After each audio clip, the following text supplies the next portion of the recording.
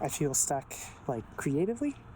I feel stuck when it comes to trying to make friends or keep them. I feel stuck in life.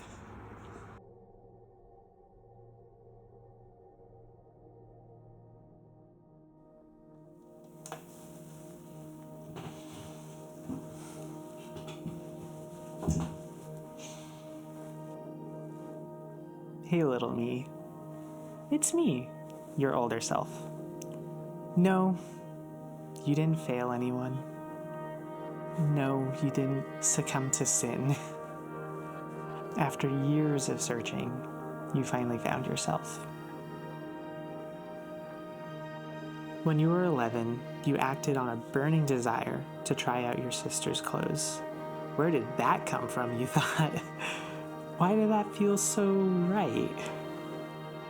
You were afraid, so you stuffed those feelings down. After all, you were the golden child. You had to be perfect. You had 6 siblings looking up to you. No, you had to keep this a secret. Nobody could know. And yet you struggled for years, alone. What you thought was just a passing feeling and a fad turned out being a set of thoughts and feelings that just wouldn't leave you no matter how hard you tried. When you were 8, you were on your grandma's boat, watching the water go by, praying that you could be a girl. You prayed so hard and fervently, surely God would hear you. One day while walking into the high school auditorium, you thought to yourself, no one knows what I'm going through. No one can know what I'm going through. You felt so alone. You'd cry yourself to sleep because you spent yet another college study session cross-dressing alone. You would feel so free and so ashamed that you were doing this. When you proposed to your wife, you told her that you were just dealing with some weird issues about wanting to wear women's clothes, but it was few and far between, and you had it under control. You were hoping that the marriage would be so good you wouldn't need to bring that part of you into it. You never told your best friends because you were afraid he would leave you. All your friends already mocked you for seeming gay and effeminate, so you couldn't tell anyone.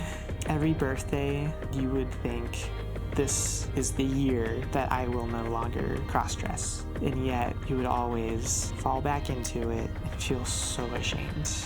Anytime you try to bring up these feelings to your pastor, he would go on an angry tirade about how predatory and sick in the head and perverted people who transitioned were.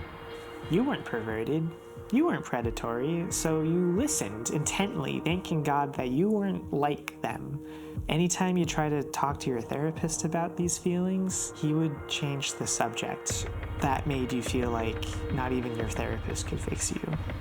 For years you fought against expectations and desires and tried fervently to figure out who you were. You'd been told you'd be so many things and you tried to live up to them. You were told you'd be a great husband, a great son, a great father, a leader to the likes of Moses. But none of that clicked for you. None of that felt right, and the more you tried leaning into it, the more it just felt like you were spinning your tires. All of it became draining and soul-sucking, and you became just a shell of who you were.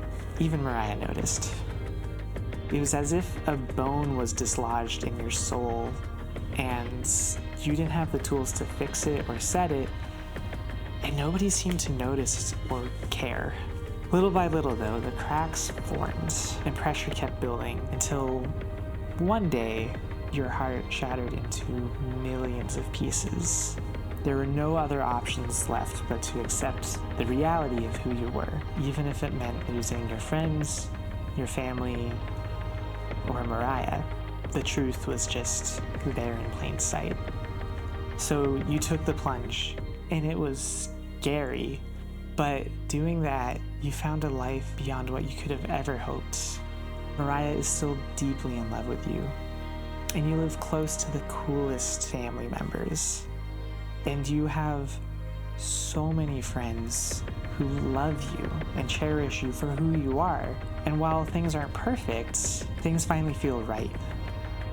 You finally made it to the starting line and can get on with your life.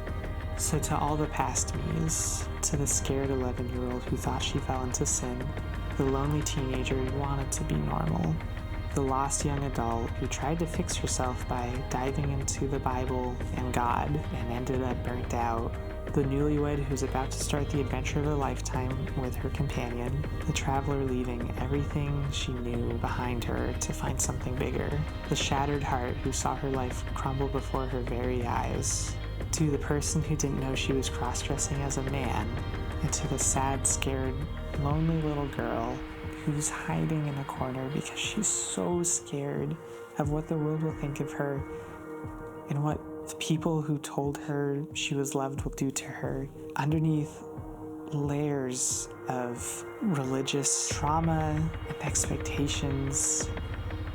I'm so sorry. I'm sorry I hid you. And I'm sorry it took me so long to find you. And I just want to embrace you. I want you to feel safe. I want you to feel free. I want you to live and to explore and discover that you are loved. That you were hurt by people who claimed that they loved you, but that you are truly loved now. And it'll take so much catching up. We have a lot to catch up on.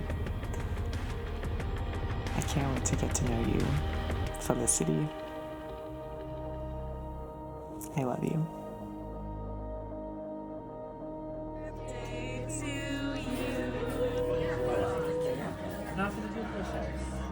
What?